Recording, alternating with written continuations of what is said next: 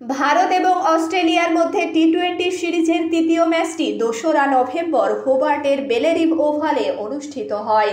অধিনায়ক সূর্যকুমার যাদব টস জিতে প্রথম বোলিং করার সিদ্ধান্ত নেয়। অস্ট্রেলিয়া প্রথমে ব্যাট করে ২০ ওভারে ৬ উইকেট হারিয়ে ১৮৬ রান করে। এর জবাবে ভারতীয় দল ১৯তম ওভারে ৫ উইকেট হারিয়ে ম্যাচটি জিতে নেয়, যার ফলে ভারতীয় ক্রিকেট দল এখন সিরিজে ১-১-এর সমতা অর্জন করেছে। প্রথম ব্যাট করতে নেমে অস্ট্রেলিয়া শুরুটা ভালো করতে পারেনি। ট্রাভিস হেড, অধিনায়ক মিচেল মার্শ এবং জশ ইংলিশ শোচনীয়ভাবে ব্যর্থ হন।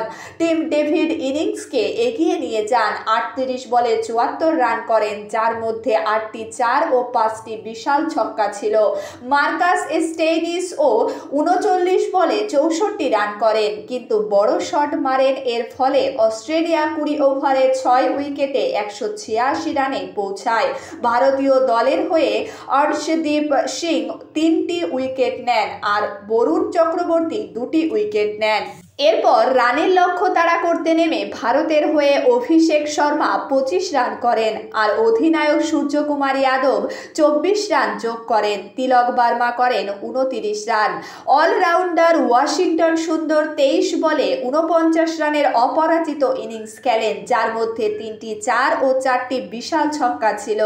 জিতেশ শর্মা অপরাজিত ২২ রান করেন, যার ফলে ভারত ১৮.৩ ওভারে ৫ উইকেট হারিয়ে রানের লক্ষ্য তাড়া করতে সক্ষম হন। এখন ৩ ম্যাচের শেষে সিরিজ ১-১ সমতায় রয়েছে।